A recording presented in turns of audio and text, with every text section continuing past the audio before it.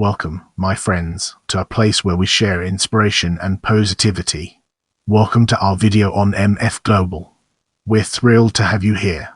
MF Global, formerly known as Man Financial, was a major global financial derivatives broker or commodities brokerage firm that went bankrupt in 2011. MF Global provided exchange-traded derivatives such as futures and options, as well as over-the-counter products such as contracts for different CFDs, foreign exchange and spread betting.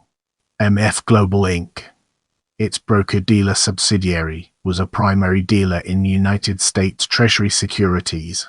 A series of perceived liquidity problems and large fines and penalties dogged MF Global starting in 2008 and led to its bankruptcy in 2011.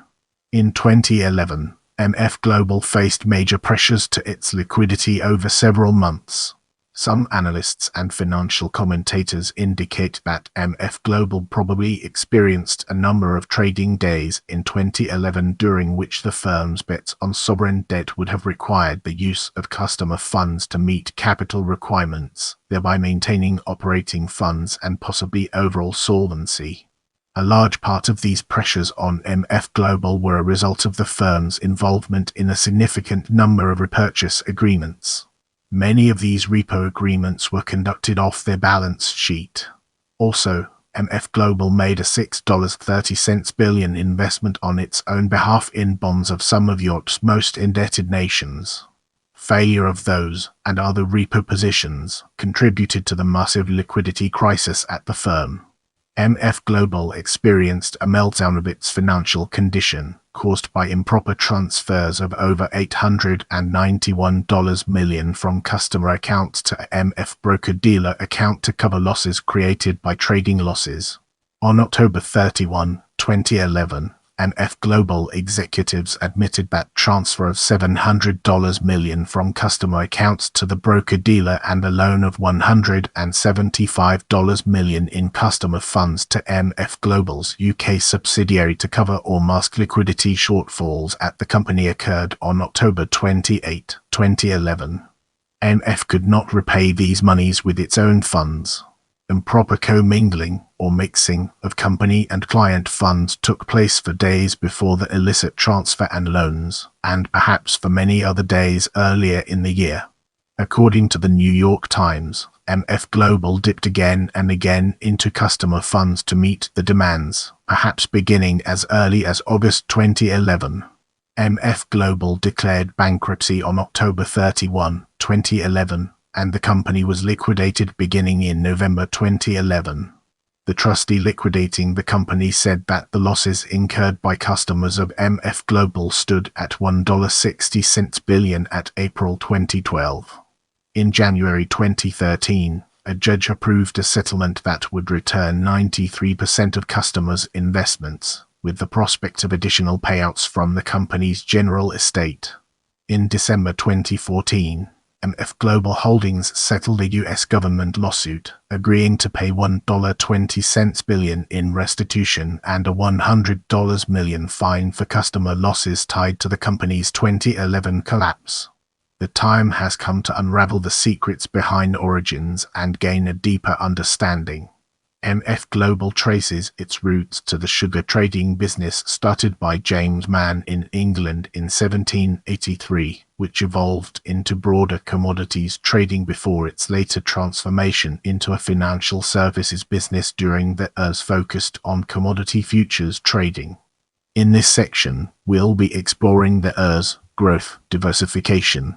MF Global's former parent, then known as IFMAN, diversified from pure cash commodities into commodity futures in the late years, and established the Anderson Man Futures brokerage in 1981. It later changed its name to IFMAN International and then Man Financial.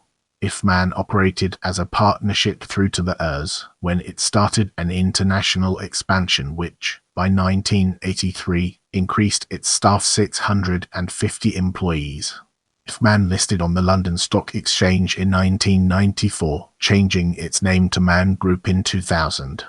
Its agricultural business, which retained the IFMAN name, was sold to management the same year. Now, let's shift our attention to the early years: acquisitions, expansion, and brokerage unit growth. The rapid expansion of the Man Investment Unit in the emerging hedge fund management business shrouded many investors from the development of its brokerage unit.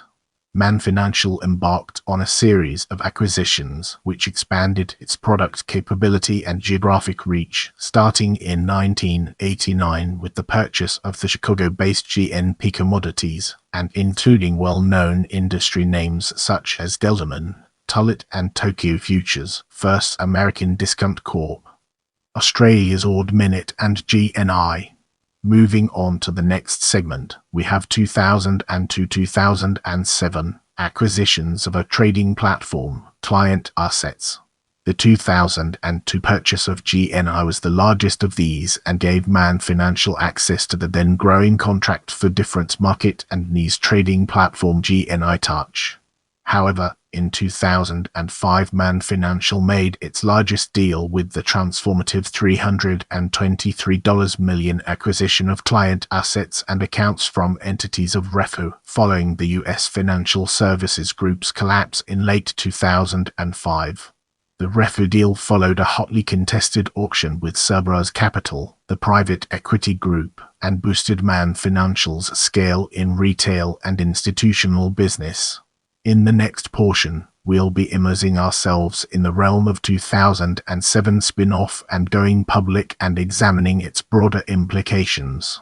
MF Global was the brokerage segment of Man Group until 2007, when the Man Group decided to split the investment and brokerage businesses so they could each focus on their own markets. Man Financial was spun off from Man Group as part of the initial public offering IPO and separation of the brokerage from the asset management operation. The brokerage business made the final identity change to MF Global simultaneously with that IPO, which occurred in June 2007. The then separate investment business retained the name of Man Group. The company was registered in Bermuda, but subsequently moved its registration and headquarters to the United States. In the next phase, we'll be immersing ourselves in the realm of 2008-2009, major fines, liquidity concerns, and stock price decline, and exploring its real-world applications. On February 28, 2008, MF Global announced a bad debt provision in the amount of $141.50 million. The provision was the result of unauthorized trading by a representative in the MF Global branch office, who on February 27, 2008, while trading in the wheat futures market in his personal account, substantially exceeded his authorized trading limit. MF Global held a conference call at 11 a.m. EST on February 28 to discuss the matter. MF Global was fined $10 million by the CFTC over the incident and an unrelated natural gas incident from 2003. The CME Group also fined MF Global $495,000 over the wheat incident. On March 17, 2008, shares of MF Global plummeted on liquidity fears. The CME, ICE, NYMEX and CFTC issued statements confirming MF Global was in compliance with regulatory and financial requirements. Turning our focus to March 2010, John Corzine named CEO. Let's explore its key elements. John Corzine, former CEO of Goldman Sachs, Governor of New Jersey, and United States Senator, began his tenure as CEO of MF Global in March 2010. Corzine spent nearly all of the 9 years prior to joining MF Holdings as either U.S. Senator or Governor. From 1994 to 1999, Corzine held the role of Chief Executive Officer for Goldman Sachs. With the groundwork laid, let's now examine October 2011. MF Global bankruptcy and customer funds shortfall and its connections to our previous discussions. On Sunday, October 30, 2011, a unit of the New York-based brokerage first reported to the Chicago Mercantile Exchange CME and the Commodity Futures Trading Commission CFTC a material shortfall of hundreds of millions of dollars in segregated customer funds. Customer accounts were frozen the same day. On October 31, 2011, MF Global reported the shortfall in customer accounts at $891,465,650 as of close of business on Friday, October 28, 2011. According to the trustee overseeing liquidation, the shortfall may be as large as $1.60 billion. In March 2012, Bloomberg reported on a memo produced by congressional investigators that quoted an internal company email relating to a $175 million transfer which was a subject of their investigation. Initial media reports suggested impropriety on Corzine's part, but this was later disproved. According to the New York Times, the employee responsible for the transfer emailed Corzine stating the transfer was a house wire, meaning it came from the firm's own account. The instructions Corzine had given were to deal with several overdrafts at Morgan Chase, but never related to any specific accounts or specific transfers made. A spokesperson for Corzine responded that Corzine never directed Miss O'Brien or anyone else regarding which account should be used to cure the overdrafts, and he never directed that customer funds should be used for that purpose. Nor was he informed that customer funds had been used for that purpose. In fact, as the New York Times reported, Corzine had been given specific assurances that the transfer in question was proper, and that no customer funds had been used. Subsequent court filings also attest to this fact.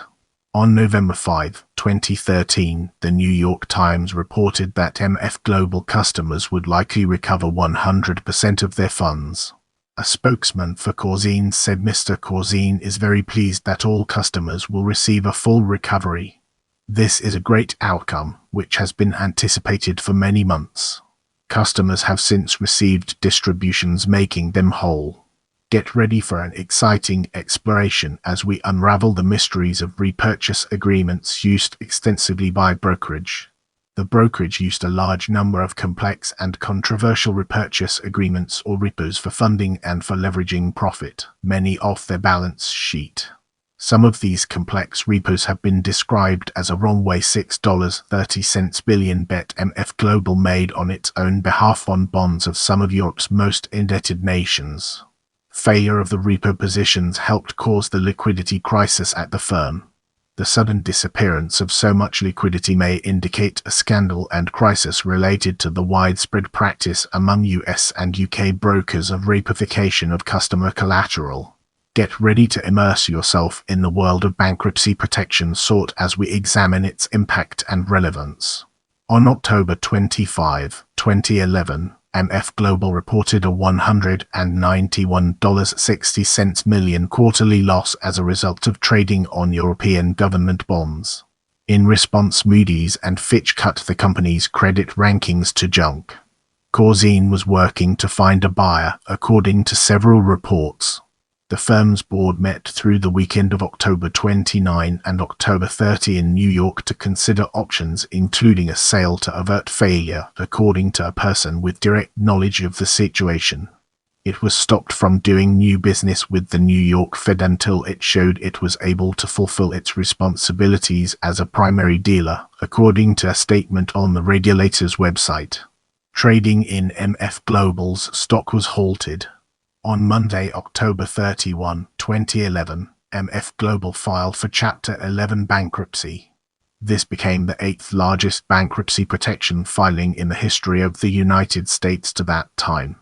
The Wall Street Journal reported that MF Global would seek Chapter 11 bankruptcy protection after investing more than $6.30 billion in sovereign bonds issued by European countries. According to the Commodity Futures Trading Commission data, on August 31, 2011, MF Global had $7.30 billion in customer assets. The MF Global bankruptcy was the largest Wall Street firm to collapse since the Lehman Brothers incident in September 2008. Get ready to immerse yourself in the world of bankruptcy filing, the fallout and possible causes as we examine its impact and relevance. At 10:21 amplitude modulation Eastern Time in Manhattan on October 31, 2011, the New York Times reported that in papers filed in U.S. bankruptcy court in Manhattan, MF Global listed assets of $100 million to $500 million and liabilities of more than $1 billion. By late afternoon, 4:21 p.m. Eastern, Bloomberg News filed a story reporting that the firm listed debt of $39.70 billion and assets of $41 billion in Chapter 11 papers filed yesterday in U.S. bankruptcy court in Manhattan after making bets on European sovereign debt.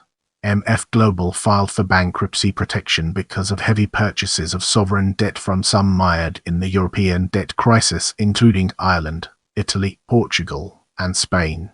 The problems of the week preceding the Chapter 11 filing scared off investors en masse. These massive purchases of debt were highly leveraged by MF Global, using client monies in client accounts under the control of the firm. Upon the filing, credit ratings agencies immediately cut the ratings of MF Global to junk status. Some commentators have suggested the failure of MF Global highlights the difficulty in regulating complex global financial firms, the dangers of off-balance sheet accounting, as well as touching on the European sovereign debt crisis. Most observers of all political stripes considered MF Global to be over-leveraged and undercapitalized. Many took its collapse as a reminder that whatever the root causes of the financial crisis, some of the primary problems remain because of the lack of needed regulatory changes. Moving forward, we'll be taking a closer look at creditors' claims in the billions. The largest creditor listed in the filing was Morgan Chase, with a claim of $1.20 billion. As administrative agent, Morgan structured a revolving credit facility. Morgan syndicated all but $80 million to other investors. Therefore, its own true exposure was $80 million. The second largest creditor was Deutsche Bank on behalf of bondholders, with a claim of $325 million. With our foundation established, it's time to explore board of directors, criticism of Corzine board and its relevance to our overarching theme.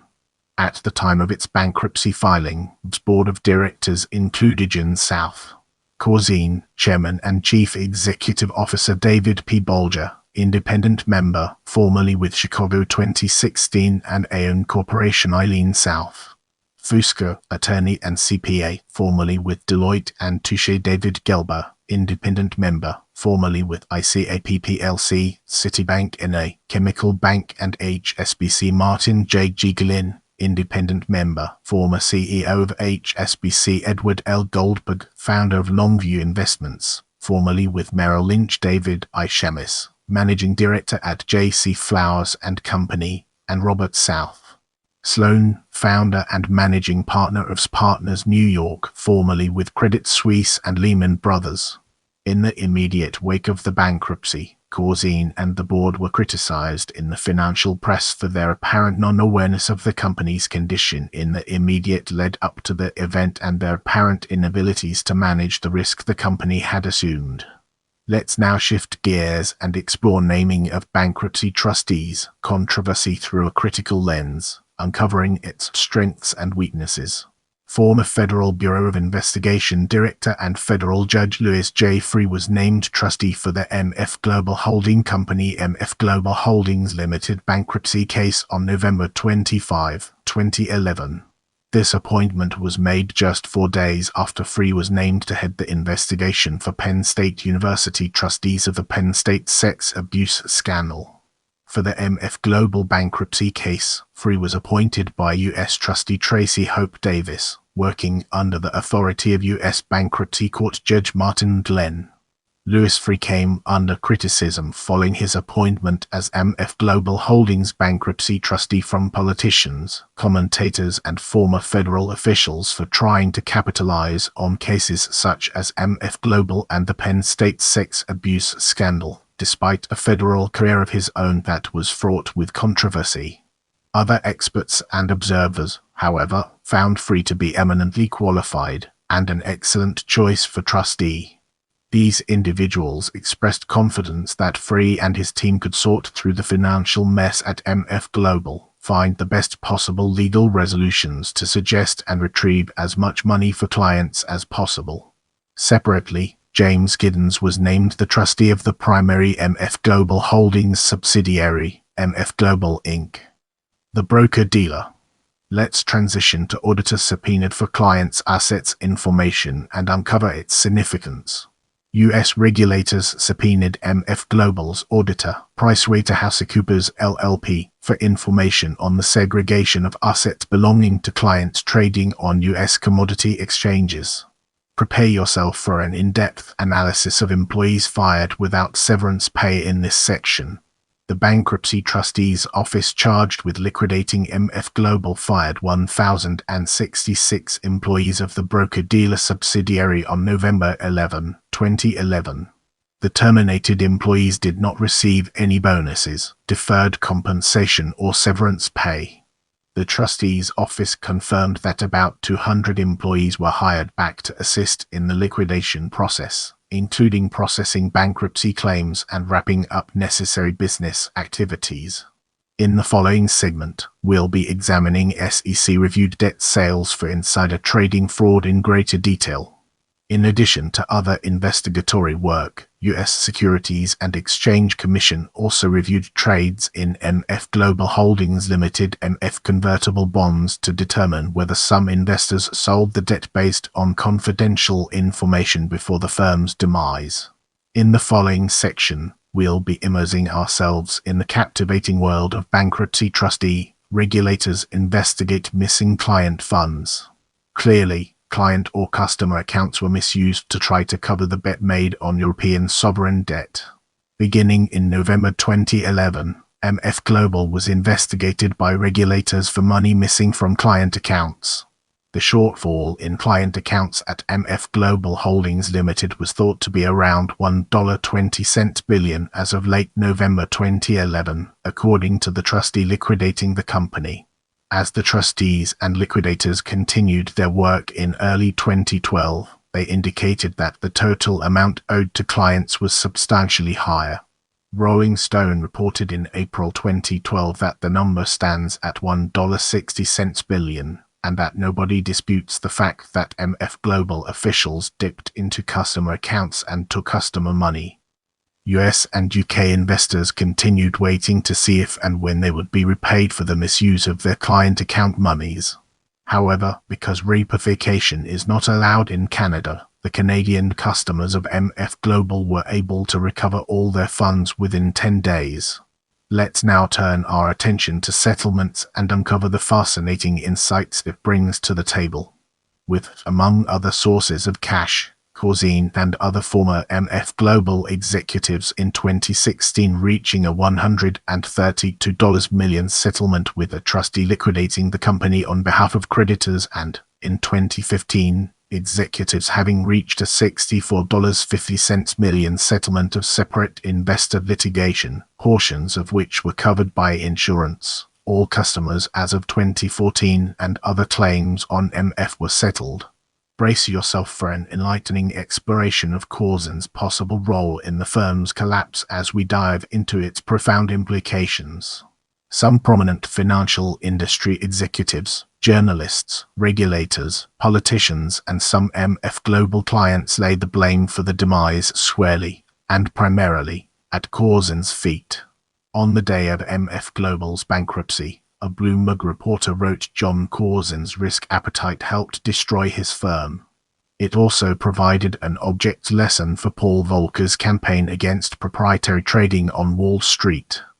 Many sources indicate Corzine was heavily involved with the sovereign debt trades that led to the company's demise, indicating the firm took on the positions at his urging as CEO and chairman. Structured finance commentator Janet Tavakoli has alleged that Corzine's MF Global likely had a number of days in 2011 in which the company's bets on sovereign debt would have required the use of customer funds to meet capital requirements, thereby maintaining operating funds and possibly overall solvency. The New York Times reported as of December 2011 investigators are now examining whether MF Global was getting away with such illicit transfers as early as August, a revelation that would point to wrongdoing even before the firm was struggling to survive. The Times also reported that, As MF Global struggled to pay back creditors before parts of the firm could be sold before declaring bankruptcy, MF Global dipped again and again into customer funds to meet the demands. Bloomberg News reported that such transfers occurred on at least one occasion per its direct instruction, according to an internal memo seen by congressional investigators and Bloomberg. According to Bloomberg, representatives with J.P. Morgan, who provided credit for MF Global's operations, were also concerned about the source of funds used to maintain or pay back credit lines. Bloomberg reported that Barry Zubrow, Morgan's chief risk officer, called Corzine to seek assurances that the funds belonged to MF Global and not customers. Morgan drafted a letter to be signed by O'Brien to ensure that MF Global was complying with rules requiring customers' collateral to be segregated. The letter was not returned to Morgan. Corzine resigned from the firm in early November 2011. Now, let's shift our perspective and explore Corzine's testimony before Congress through a fresh lens, unlocking new perspectives. Corzine himself told congressional investigators during his testimony in December 2011 that "I never intended anyone at MF Global to misuse customer funds, and I don't believe that anything I said could reasonably have been interpreted as an instruction to misuse customer funds." A Bloomberg story reported that lawyers said it was no surprise that he repeatedly focused on intent in his testimony, because proving intent is part of the burden of prosecutors in criminal fraud cases. The case has attracted scrutiny from a number of criminal enforcement and regulatory bodies, including the Commodity Futures Trading Commission (CFTC), the Securities and Exchange Commission, the Federal Bureau of Investigation, congressional investigators, and possibly the Department of Justice (DOJ). In his congressional testimony, Corzine indicated that Edith O'Brien may have been at least partially responsible for the loss of customer money. His lawyers have also pointed to O'Brien. Friends of O'Brien said she was being set up as a patsy. On March 28, 2012, O'Brien invoked her Fifth Amendment right against self-incrimination at a congressional hearing and declined to testify about the missing funds or any other matter related to MF Global's bankruptcy. In this section, we'll be exploring fine and lifetime ban. In early January 2017, Corzine accepted a settlement with the CFTC, including a $5 million fine to be paid out of his own pocket rather than from insurance, a lifetime ban from CFTC markets. DOJ had, earlier, declined CFTC's request that it prosecute Corzine. If you want to see more videos like this, make sure to subscribe and turn on notifications.